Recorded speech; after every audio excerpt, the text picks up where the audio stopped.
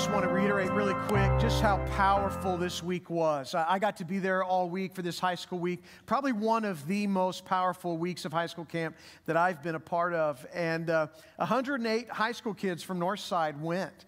And we had like 29 volunteers, sponsors from our church that served in that way. We had a shuttle coming down in the evenings with kids who are in summer school who are coming down. It was just a powerful week. 7 students from Northside were baptized this week from our own church. And so can we just celebrate right now God's work, His change in their life? That's something that life change is what it's all about. We had students commit to serve in ministry. We had students who were recommitting and rededicating their lives to the Lord.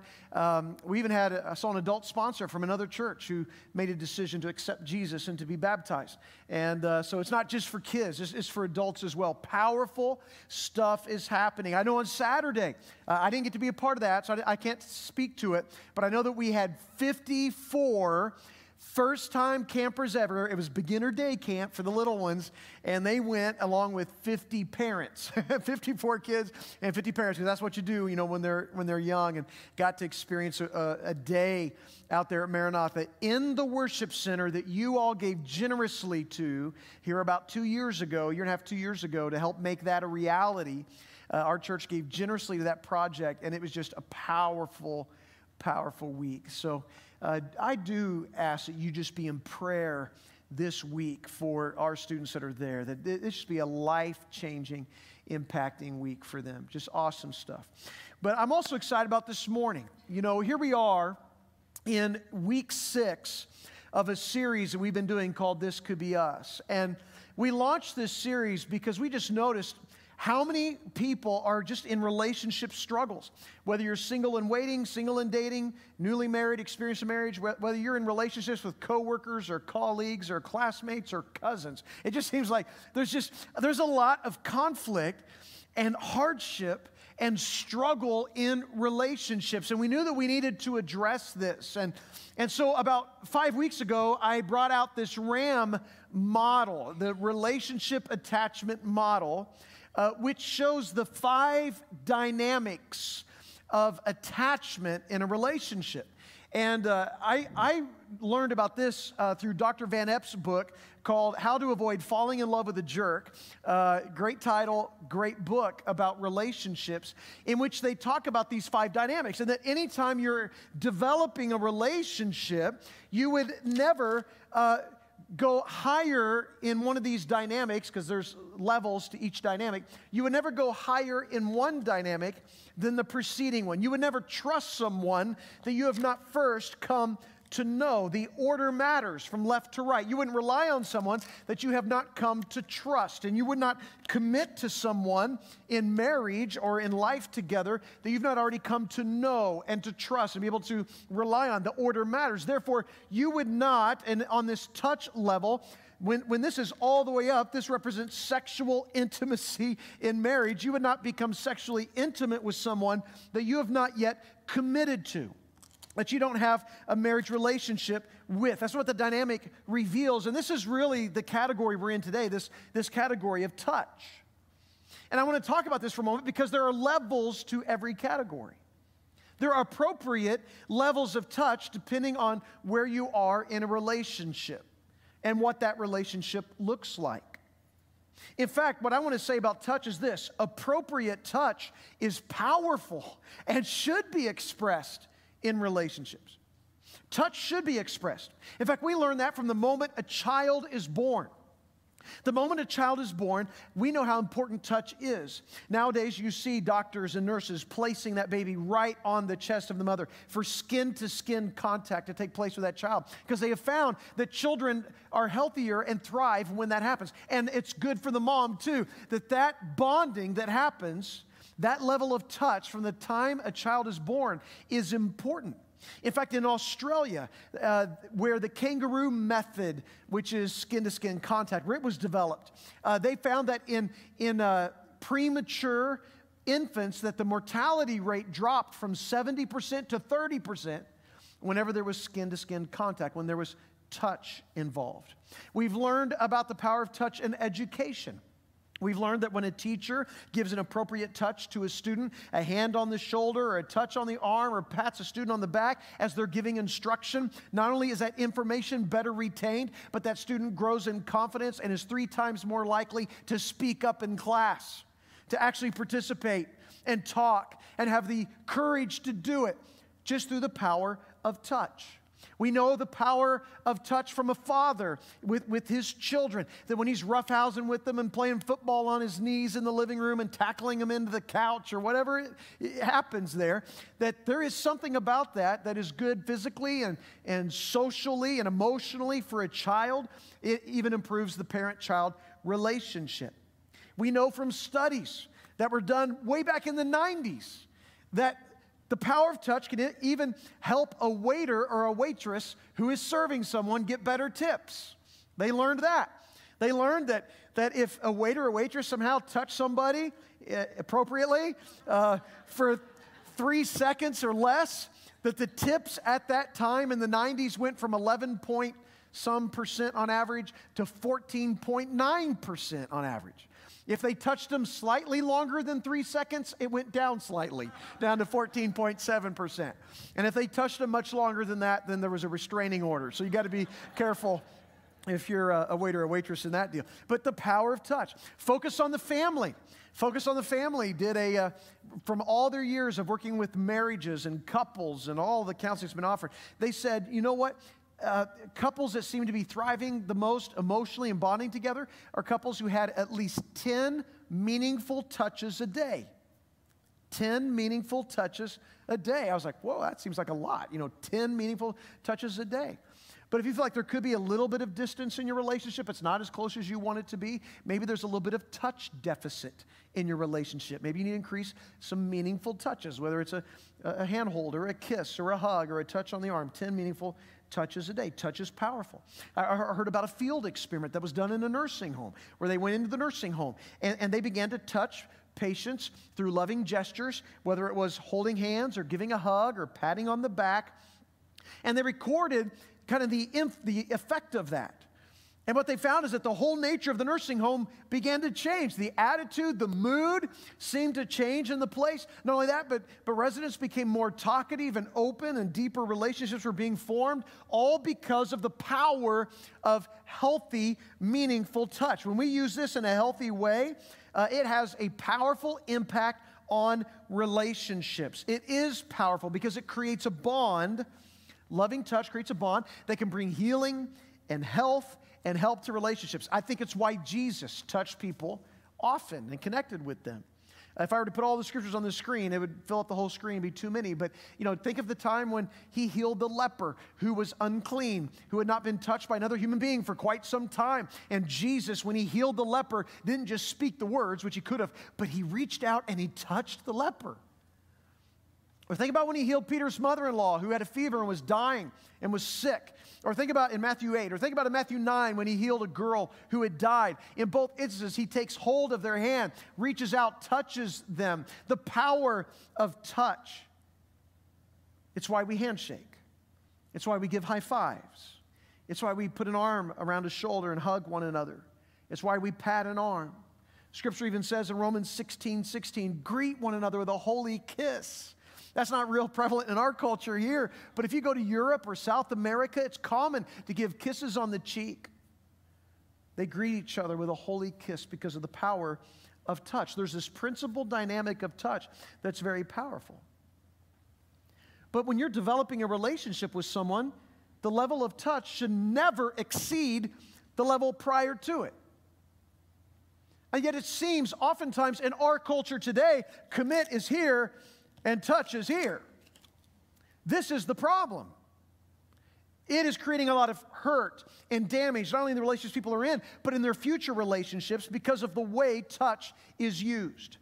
When we are sexually intimate with someone else, the commitment level, the marriage level, must be there.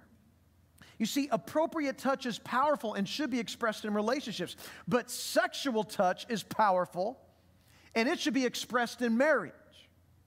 That's where sexual touch is expressed. And what I want to talk about today is why God designed it. where sexual intimacy is to be expressed in a marriage-committed relationship. And here's why. Let me give you the first reason. It's because sex creates a cementing bond. Sex creates a cementing bond. Sex means two become one flesh. It's why touch is all the way to the right on this RAM model, why going from left to right is so important when we're in dating relationships. It creates a cementing bond. It's designed by God to generate a bond of oneness, intimacy between a husband and his wife. It's designed to come after the highest level of commitment, where he gives his body to her and she gives her body to him. We are brainwashed to believe in our culture today that the number one purpose of sex is pleasure. That is not the number one purpose. The number one purpose of sex is bonding, cementing a relationship together. This is what Scripture teaches. In fact, in 1 Corinthians 6, where Paul is talking about sexual relationships, he's been asked a series of questions by the church, and we don't have those questions, we just have his answers. But in 1 Corinthians 6, he says, "Do you not know that your bodies are members of Christ himself? Shall I then take the members of Christ and unite them with a prostitute?" He's like, never. "Do you not know that he who unites himself with a prostitute is one with her in body? For it is said the two will become one flesh. But whoever is united with the Lord is one with him in spirit. Flee from sexual immorality." All other sins a person commits are outside the body. But he who sins sexually, whoever sins sexually, sins against their own body.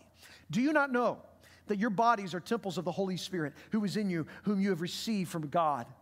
You are not your own. You were bought at a price. Therefore, honor God with your bodies." And what Paul is revealing here is everywhere we go, we're inundated with this message from media or radio or TV or magazines or movies or social media. It promotes sex as a personal pleasure. That's what it's all about. But biblically, sex is about bonding with someone else first and foremost. Pleasure is a big part of it. But sex is bonding you to another person. And that's not just theology, that's biology. In fact, let's look really quick at the biology behind the theology. That sex is emotionally and physically and spiritually bonding. Here's the biology behind the theology. There are chemicals, there are hormones at work in sexual intimacy. The first one here is dopamine.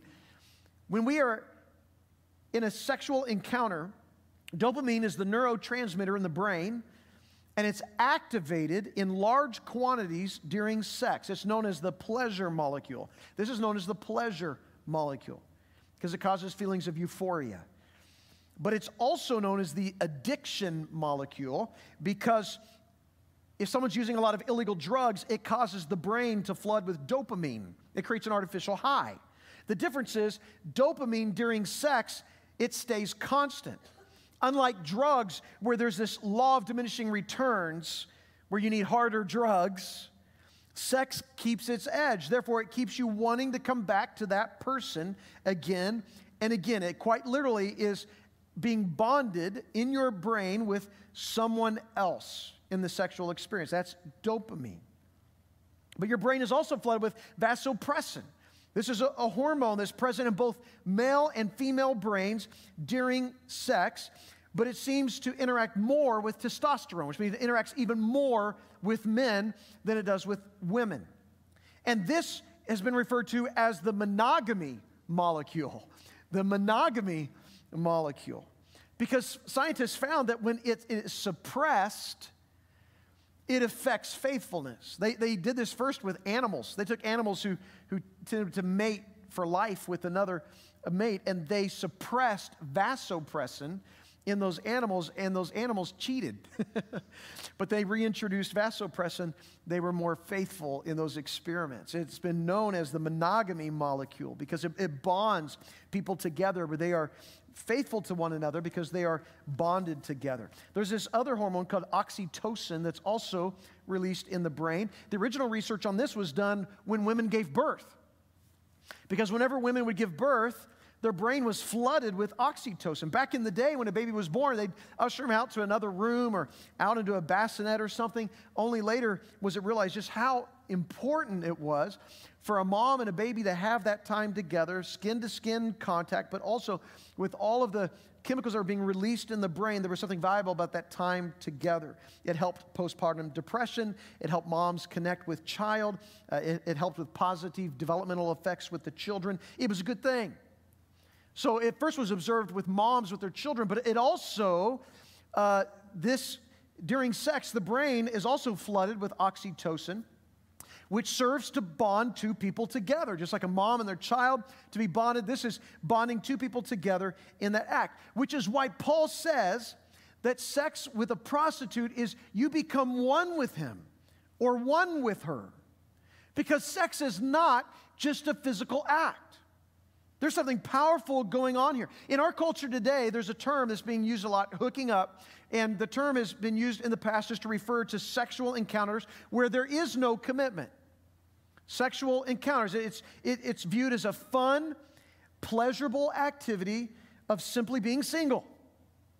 And so it might be a one-night stand, it might be friends with benefits, but hooking up believes that sex is strictly physical. There's not a relational component to this.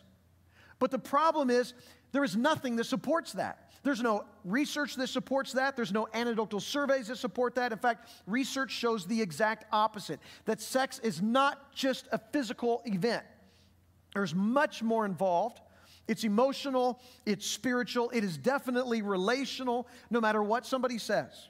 You cannot separate your body from who you are. What your body does, you do.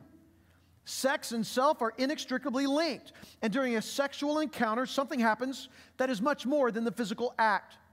Sex intensifies your experience of closeness, whether you're in a committed relationship or not.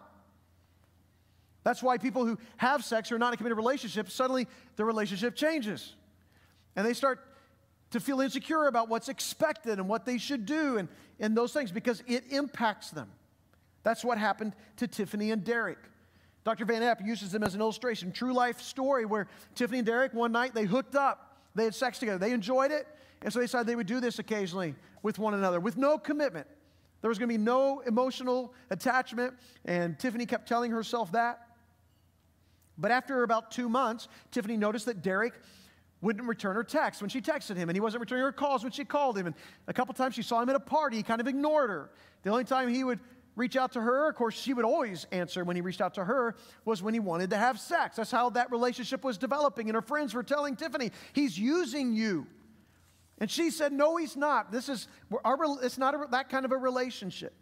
But no matter how many times she told herself that, after about a year of this, she became more and more frustrated. Why doesn't he call? Why can't he invite me out with him? Why does he only want to see me when we have sex? And eventually there was a falling out. She was deeply hurt. And now over 2 years later, she still talks about her anger at Derek for the way that he treated her in a relationship where she said it was just physical. Because it's not. It's never just physical. When your sexual involvement is greater than these other dynamics that precede it, you are inviting into your relationship hurt and pain. You will get emotionally burned. It's only a matter of time. And think about all the things that are happening in our culture because we don't follow this. We're not honoring this. The Me Too movement wouldn't even be necessary if we actually followed this. We wouldn't have to have that or be involved in that. So when it comes to our relationship development, this order matters significantly. Sex cements us in a bonding relationship. Whether you've made that commitment or not, it has a powerful effect on you. And then let me just talk to the married couples in the room for just a moment. Let me talk to you, those of you who are married, because Paul goes on to talk in 1 Corinthians 7. He goes on to say, now for the matters you wrote about. So again, they wrote some questions to him. He's answering them. Paul says, it's good for a man not to have sexual relations with a woman. But since sexual immorality is occurring, each man should have sexual relations with his own wife, and each woman with her own husband. The husband should fulfill his marital duty to his wife, and likewise the wife to her husband. What is that duty? It says, the wife does not have authority over her own body, but yields it to her husband. In the same way, the husband does not have authority over his own body, but yields it to his wife. So he's saying you serve one another. You consider one another in your sexual relationship. Do not deprive each other, except perhaps by mutual consent and for a time, so that you may devote yourselves to prayer. Then come together again, so that Satan will not tempt you because of your lack of self-control. Paul is saying you should not have sex with a woman unless you are married to that woman. And then it should be a priority in your relationship. What we delay when we're dating must be a priority when we're married. And Paul even says here, when he basically says don't have sex with a woman, the phrase can also mean don't set fire to it. Don't set fire to something. Don't enter into a physical relationship with someone that you cannot satisfy without sinning. That's what he's saying, which is important because when you're dating, it starts with a kiss, and then, you have 2 kids and a mortgage payment, so that you got to be careful with it. Song of Solomon 2:7 says, do not awaken love till the right time. There is a right time for this, and it's important to follow that. Because a husband and wife in a marriage relationship are to consider one another and serve one another with their bodies. In other words, you don't marry a person that you're not 100% ready to give them the rights to your body to satisfy sexual desires and needs. Sex should be expressed in marriage. And Paul says, don't deprive one another of this, unless it's like for a period of time, and it's for prayer, and it's mutually agreed upon, but then come together again so that you don't fall into temptation. God gave sex to cement marriages together in physical, emotional, spiritual union that's exclusive to them, and that involves anybody else in the world. I was talking to a gentleman after 9 o'clock service. He's probably 70-some years old, and he said he grew up in church all his life and never heard a sermon about sex in church in his growing up years. And I said, well, maybe that's why we got so many problems right now, is because the church didn't talk about what God talks about. We need to be talking about this. We need to be looking at God's intention for relationships, where God's intention for sex is that it's in a relationship with a husband and wife, exclusive to them for life. When we tend to think of sexual sin, we tend to think of sin that happens outside of our relationship, like an affair, a marital affair. But there is a sexual sin that happens inside the marriage relationship, and it's called selfishness. And I think this is what Paul is getting at in that text. In marriage relationships, this is to be a priority in our relationships. And when we are selfish, when we say, well, I don't need that, well, maybe you don't need it, but your marriage does. Maybe you can say, I can live without sex, but your marriage can't. And so Paul is saying that there's a priority here. We are not selfish with our bodies in marriage. We serve one another in marriage in this way. What's guarded when we're dating must be prioritized when we're married. Because when we ignore our spouse's sexual needs in marriage, we set our spouse up for temptation. If we don't create the strong bonding in your home, which is the first priority of sex in marriage, then Satan will use the gap to tempt our spouses with it somewhere else. Monogamous does not need to be the same as monotonous. It doesn't need to mean the same thing. Monogamous with one person does not need to mean the same thing as monotonous. In fact, I love the way, and I'm going to have to paraphrase it, but years ago, I think it was Rick Warren who said, making love to the same woman for life is not like playing the same song over and over again. He says, it's like learning to play a beautiful instrument and making music together for a lifetime. And that is what this is like. It's important. It plays a major role in upholding your relationship so that you can help withstand the external and internal pressures that you will face. Sex is the superglue that sanctifies marriage. It is a bonding agent that God uses separate from any other bond we have. This is something God gifts a husband and his wife with these things. Now, I know that over time, as relationships, change, over time, as life circumstances change, as responsibilities increase, as we get older, as we age, all of these things can affect our sex drive over time. It's going to change. That's why in marriage relationships it's so important that there be great communication between one another, how we can serve one another well in those changes, especially when it happens in one and maybe not in the other. Those are some areas where we have to serve and consider one another in a marriage relationship and love each other well. Because sex is bonding. It cements a marriage together. That's why it's so important for our singles to know this, but also our married couples to remember this. I know medical conditions can affect this. And so we just have to honor one another, to serve one another well through this. Let me give you a second reason why sexual intimacy is designed for marriage. And it's this. Premarital sex, sex before marriage, equals fewer lasting marriages. This is another reason why it falls in this order.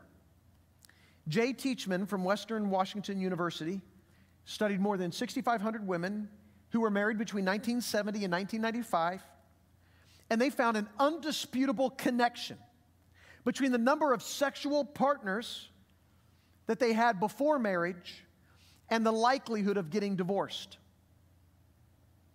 In fact, sexual involvement with just one other person prior to marriage, to committing in that relationship, meant they were 3 times more likely to get divorced.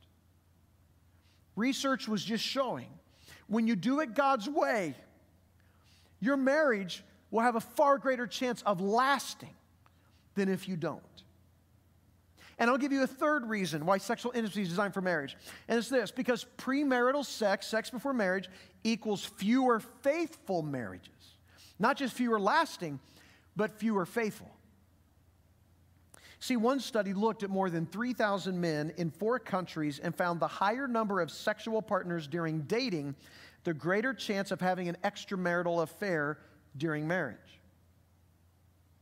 It even looked at how men and women who separate sex from a relationship and from love relationships, they're at risk of damaging their ability to form lasting bonds.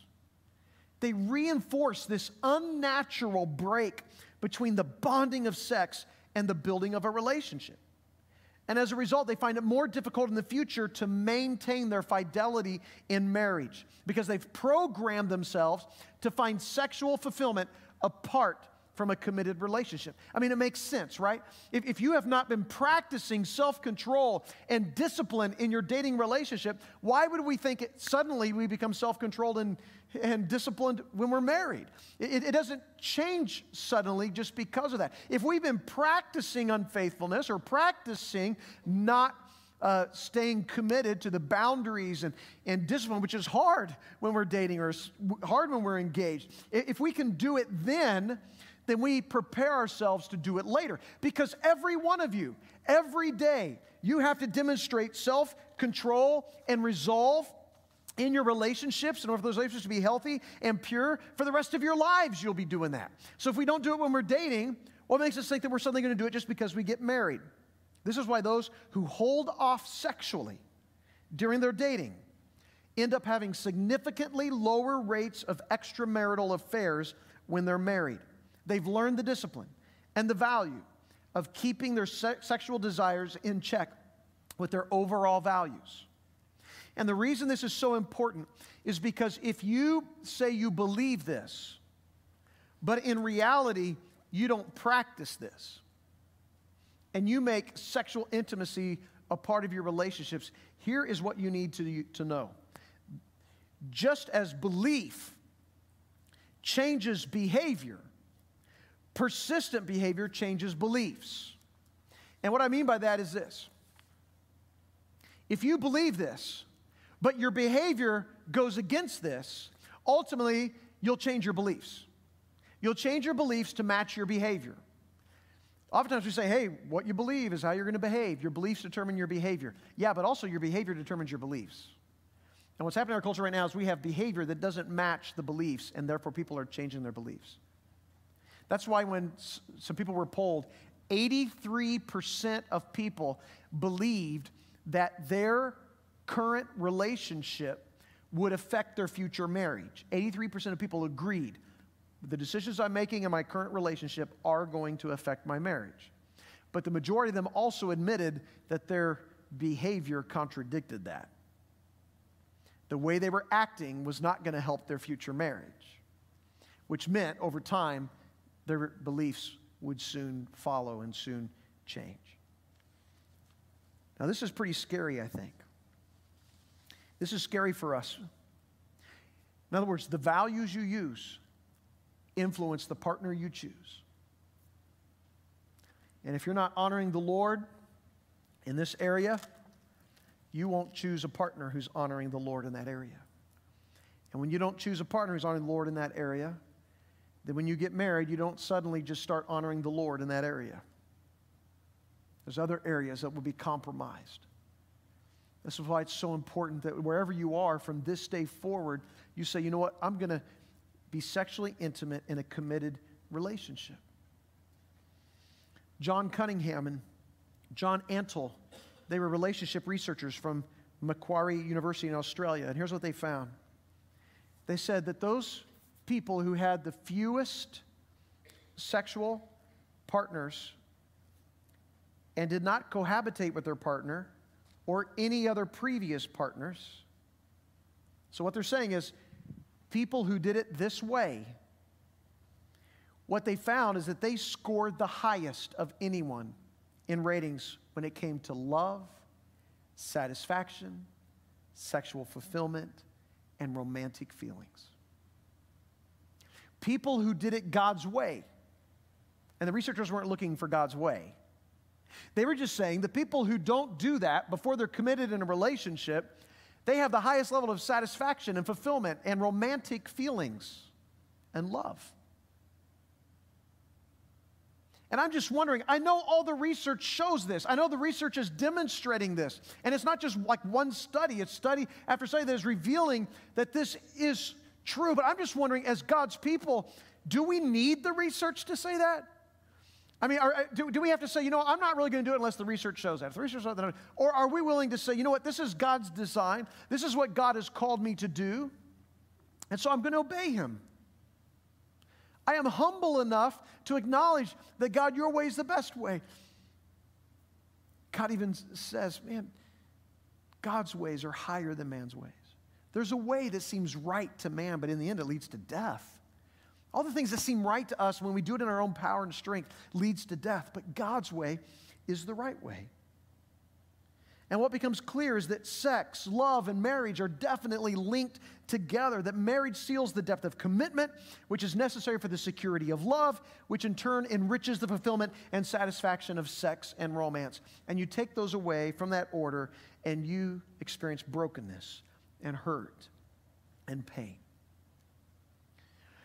And what I want to say today is, look, maybe you've blown it. Maybe you're looking at this going, man, Wayne, I blew this a long time ago.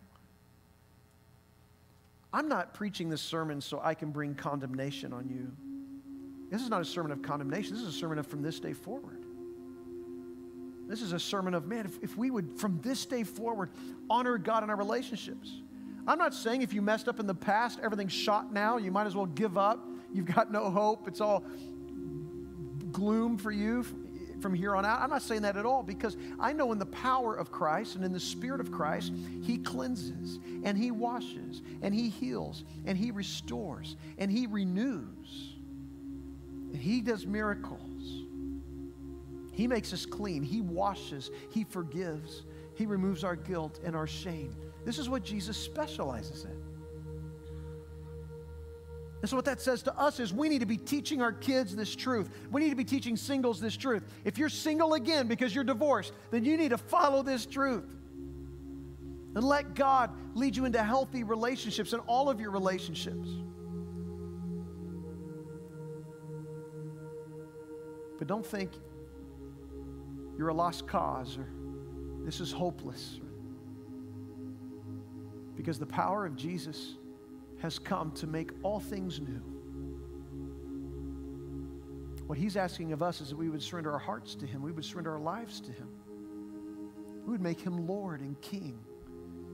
We would walk with Him. We would be in relationship with Him. It's why here in a moment as we take bread representing His body broken for us and a cup representing His blood that was poured out for us, it's an acknowledgement that His sacrifice was to cover these sins of shame, that make us feel such shame, these sins that make us feel guilty before Him. He's come to remove it, take it away, cast it away as far as the east is from the west. If we would surrender our lives, our hearts to Him. If we would depend on Him for our salvation, for our very next breath. And for a lot of us in our relationships, we need to recommit. We need to repent. We need to return to God. We need to honor Him. So I'm going to ask right now that you just stand to your feet.